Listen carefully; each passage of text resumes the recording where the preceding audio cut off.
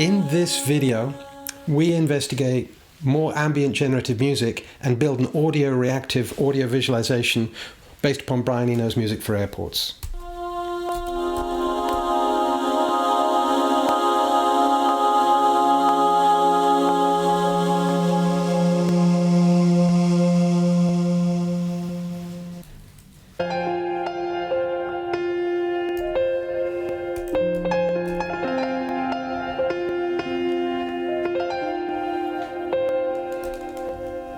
And it's kind of beautiful.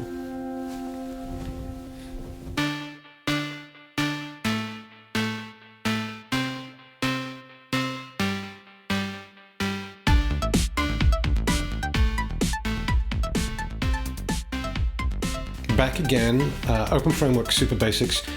This video, I'm going to walk through reactive audio visualization based upon the ambient sample player that we built out of Brian Eno's music for airports and investigate fast Fourier transforms as a way of visualizing sound. Last time in the video, we built a sample player that played some of the amazing samples from Reverb Machine, from Dan Carr, using sounds from inspired by Brian Eno's music for airports, and looking at how we can use a sample player and timing to generate simple ambient music. And we built a thing that looked a bit like this. We loaded some samples, and when we run it up,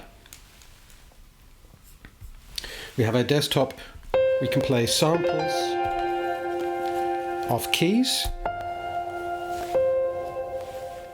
and we could make it autoplay. And quite a few people have messaged and left comments saying, hey, really interested in doing audio reactive stuff. So this is a video I wanted to make for a while, and it's just beginning to show how we can take data from one place and visualize it in another way. We can always do this the other way around, of taking movement and turning it into sound. Here we're taking sound and turning it into movement and color. In our code, I'm going to walk through some stuff that I've organized a little bit, but the key part of what we're going to look at is using a fast Fourier transform. And it's there's a link down below that explains about the maths, but essentially it allows you to take a sound and look at it as a set of frequency bands and say, at this particular frequency, between this many hertz and that many hertz in the sound, what's the amplitude? How loud is it? And we can do that with the openFrameworks OF sound player really, really easily. So it's a great place to start if you want to explore a correlation between sounds that you're playing out of samples and visuals of any description. And the numbers that you get out, here we're going to be building some shapes and some colors, but you could equally be controlling text, movement, animations, or even mechanical objects through interfaces.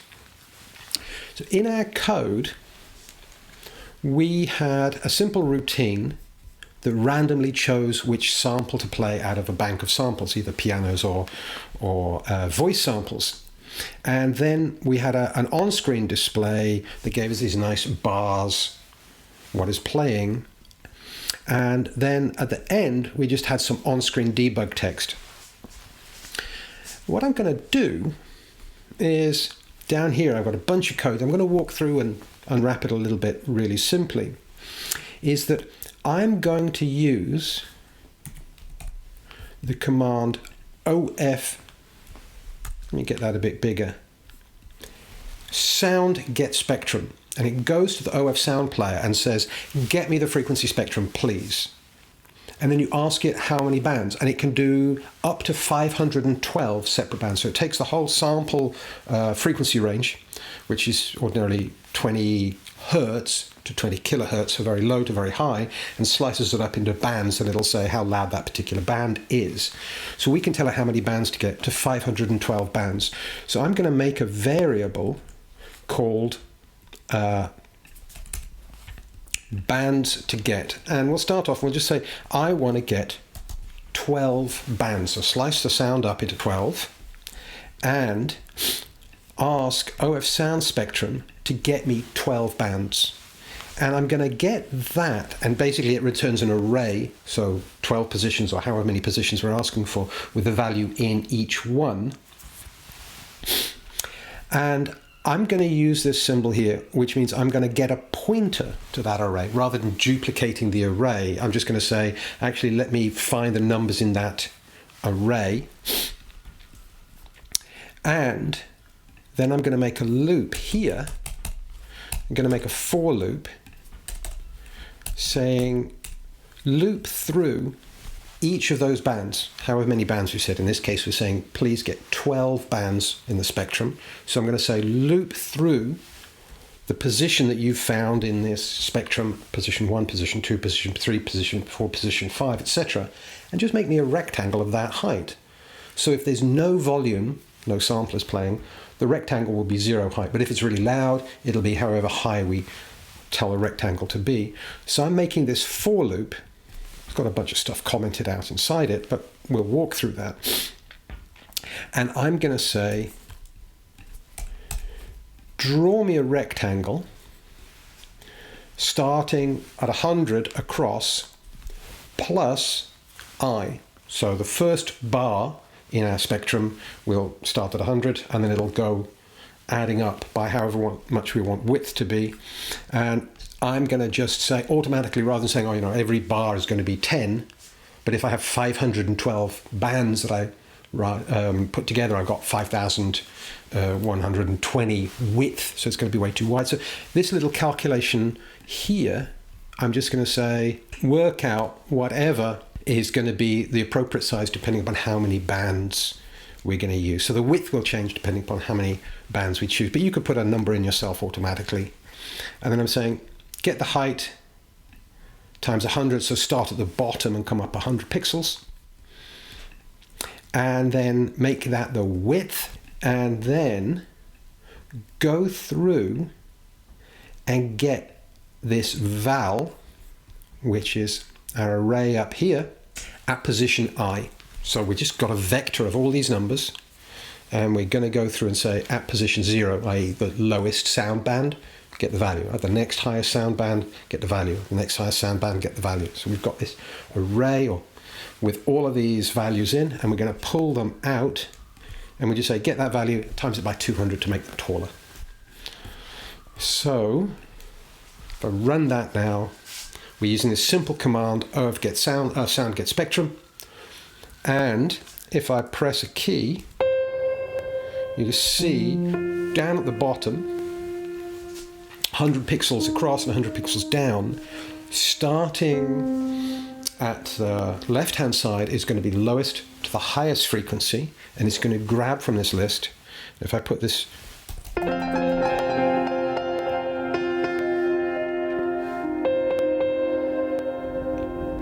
awesome. So there we've got our 12 discrete bands.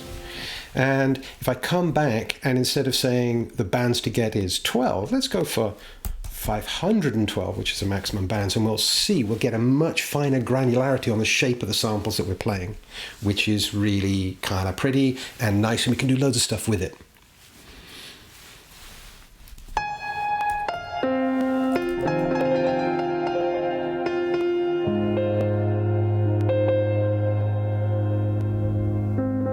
So you can see a lot of our samples are relatively low. There's not very high frequency, so we're seeing that reflected in this waveform that we're getting. And if I press the V key, which we know we can use to load the vocal samples, you'll see a different waveform.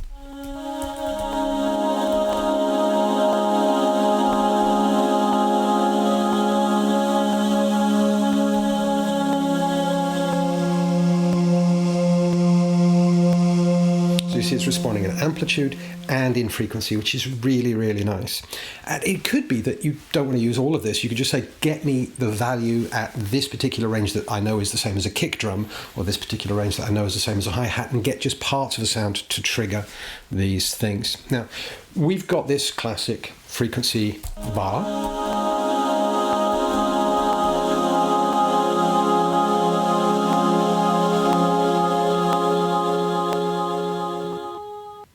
Which is kind of neat, but I want to do something a little bit more interesting with it. We looked at using both translate and transform using push and pop matrix to be able to draw something to the screen, rotate it a bit, draw something else, draw something else, draw something else, by saying freeze the screen, do a thing to it, unfreeze the screen, do a thing again. So we could make progressive animations really simply.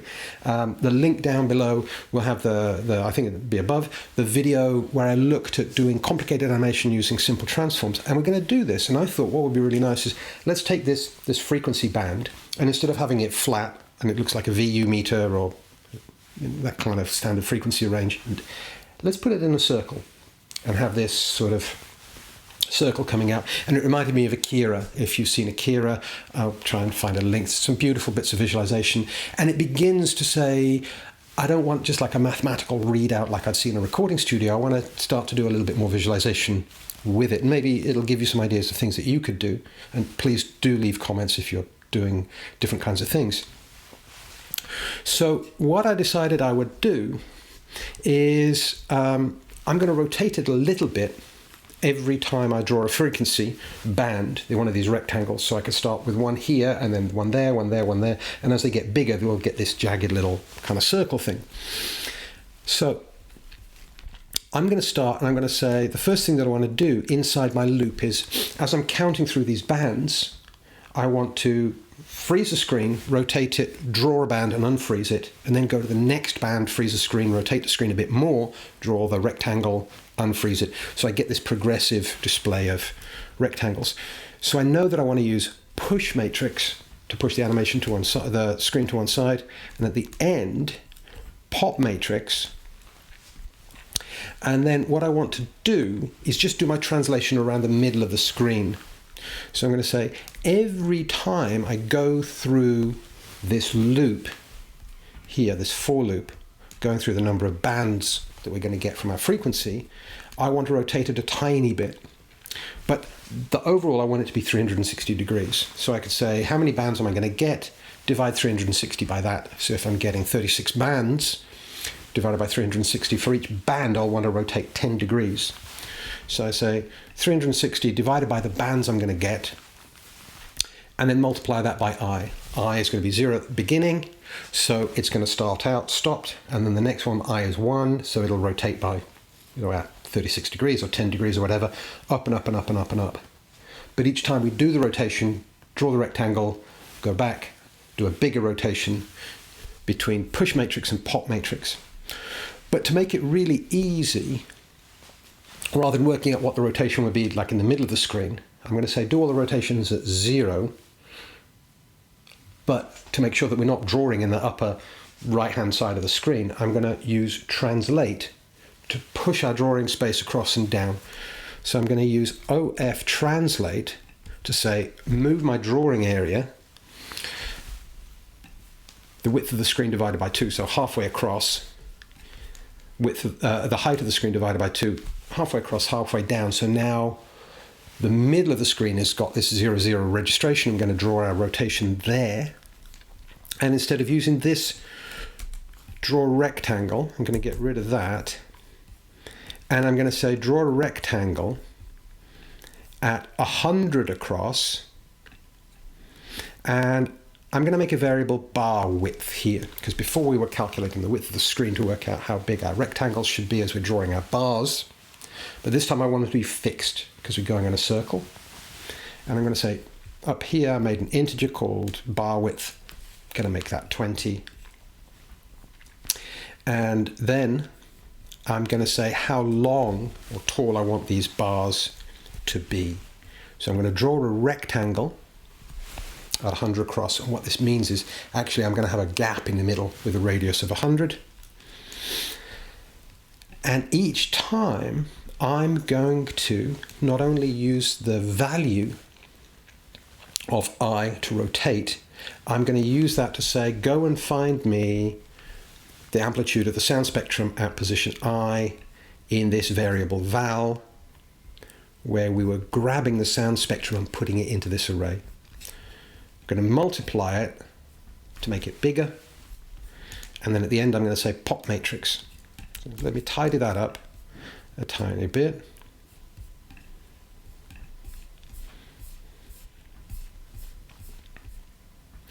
So what we've done is we grab the sound spectrum, put it into an array. We make a loop based upon how many bands in the sound spectrum we want. We freeze the screen, rotate by a tiny amount, draw a rectangle depending upon how loud that frequency is, then unfreeze the screen. And it looks a bit like this. So here it is.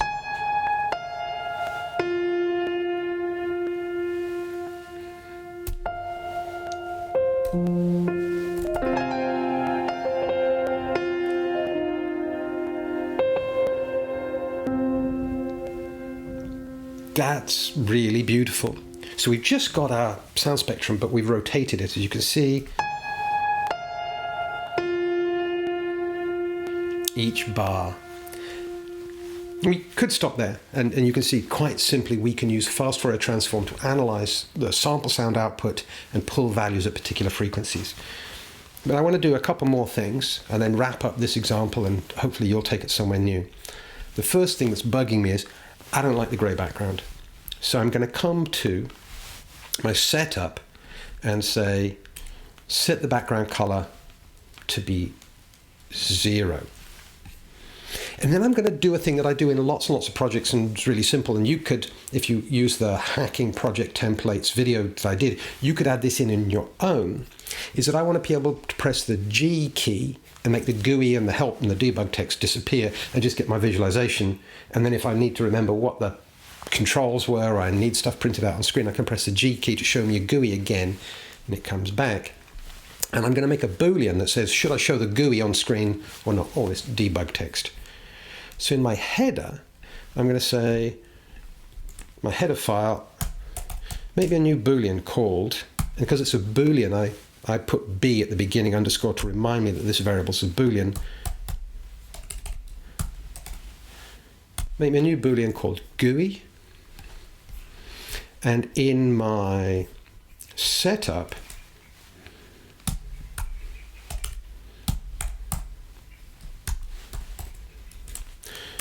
bGUI is true. So I initialize it to true. So when we start the program, it's going to show me an on-screen display. And then this on-screen display that we made of all the bars and then the help text, I'm now going to put inside an if statement to say, if bGUI is true, then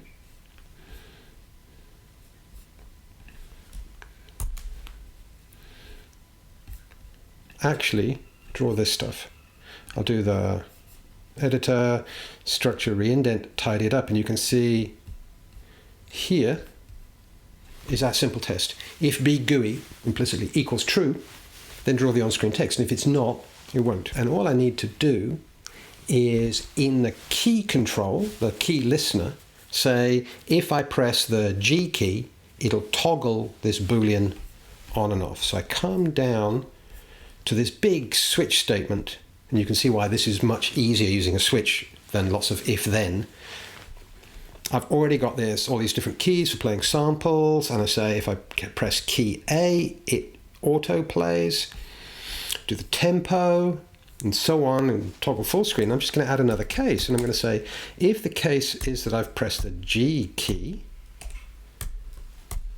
then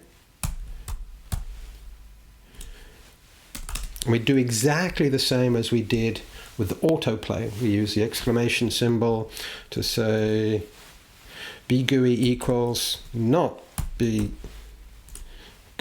So it toggles it true to false, false to true. And then after that I put in a break.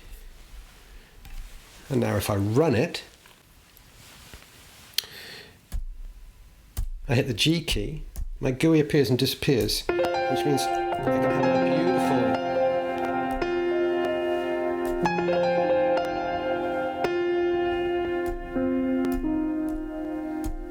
I can have my beautiful animation on screen and pick up this debug text, which I find really helpful if I'm working on projects and I'm kind of building it. It's not finished and I need to know what's going on and be able to see parameters on screen. I can print everything to the screen explicitly. I don't need to watch the console window all the time, but I can also make it go away to see what is this going to look like full screen. There's one or two more things that I want to do just to explore this a bit further with this visualization that we have already this reactive visuals to sound.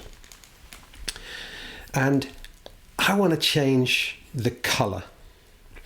So I'm going to make a new OF color called draw color, and then I'm going to say set draw color, and I would like to keep the colors the same saturation and the same intensity, but change the spectrum. So rather than using RGB, I'm going to use HSB, which there's a link to a video appearing now talking about color and how to set color and different ways of using color. And using HSB is really good. So we set the color, the saturation, and the brightness, and we can also add alpha. So I'm going to set this to go through the color spectrum 0 to 255, depending upon the bands, by using I divided by the number of bands to get, just like we're dividing 360 to get the degrees, we'll go through the whole color spectrum depending upon what band we're in. So the lower spectrum sounds will be red, all the way through red, orange, yellow, green, blue, indigo, violet. And I'm going to say 255, so fully saturated, 255, full brightness, and then I want an alpha value of 50. So they'll blend a little bit over the top, and we should get something a little more subtle. And then I just say OF set color using this draw color we've just made in HSB. So we set the color. One of the challenges is that we'll keep resetting the draw color. So when we want to draw our debug text, we should set the color to be white. So at the beginning of every draw loop, we set the color to be white. So if we draw any debug text on screen, that'll be white. And then when we draw our bands for our visualization, they'll reset whatever color we need. So compile and run this now. So we have our on-screen text.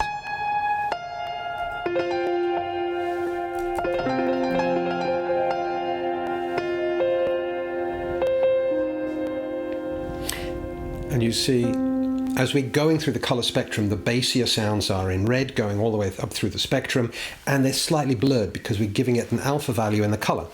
So I can use my G key and then the F key to get full screen, and hit the A key to make autoplay.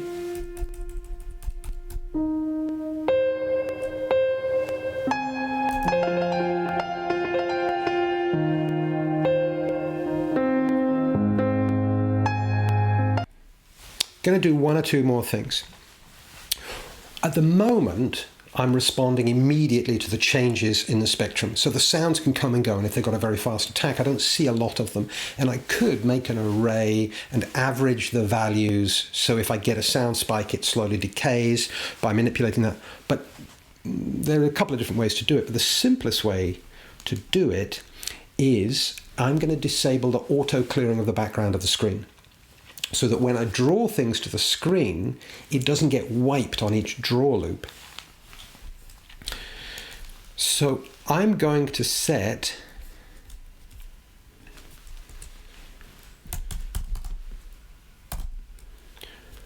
OF set background auto, which means is the background being automatically cleared each draw loop, i.e. 30 times a second,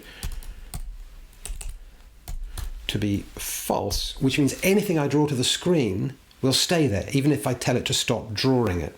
Now, what it means is if I tell it to stop drawing the GUI, that'll be fine. The routine will stop drawing the GUI, but that drawing bit, the text, will still be in the buffer.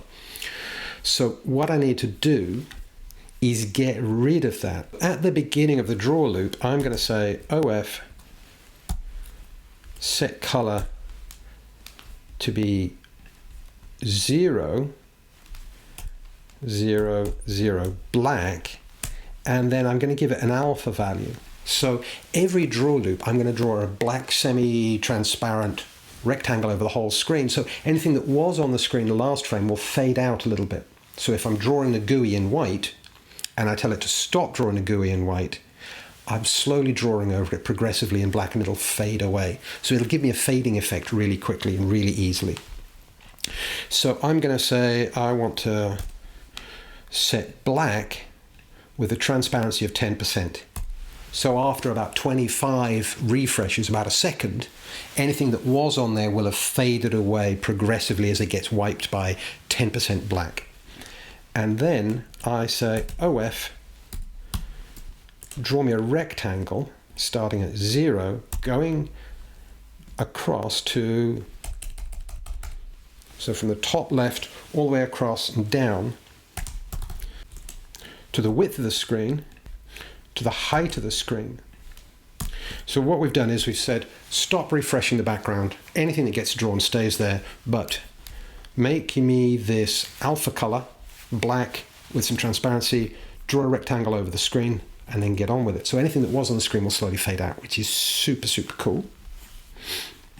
And then I'm going to come down, and instead of having a bar width for my bars of 20, I think I'm going to make that a bit bigger, like of 40 or so. And let's have a look at what we've got. So we can see I've got my draw text, but if I hit the G key that we set up to switch the GUI off, it fades away. It's actually stopped being drawn immediately, but it stays in the screen buffer and then gets slowly overwritten by a black rectangle, which is very cool. And now you can see I have the visualization. And the colored rectangles I'm drawing, because I'm drawing the colors in the bars with an alpha channel in them, blend over each other, but they also take a time to decay. I'm going to run this full screen, get rid of the GUI, which will fade away, and now if I hit A for autoplay, I've got my ambient sample player based upon Brian Eno's Music for Airports, making beautiful ambient music generatively and generating audio reactive visuals really simply using a fast Fourier transform.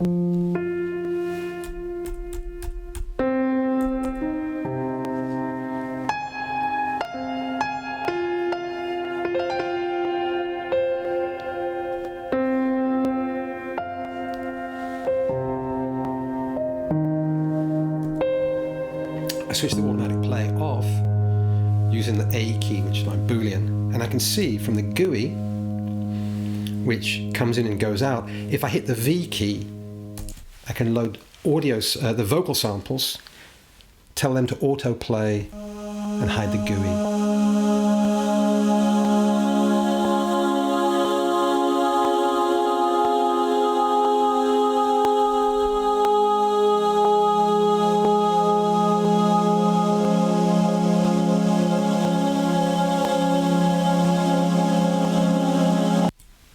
One more thing I'm going to do, I'm going to make the bar width much longer so we can see, amplify these very small parts of the signal get a lot bigger.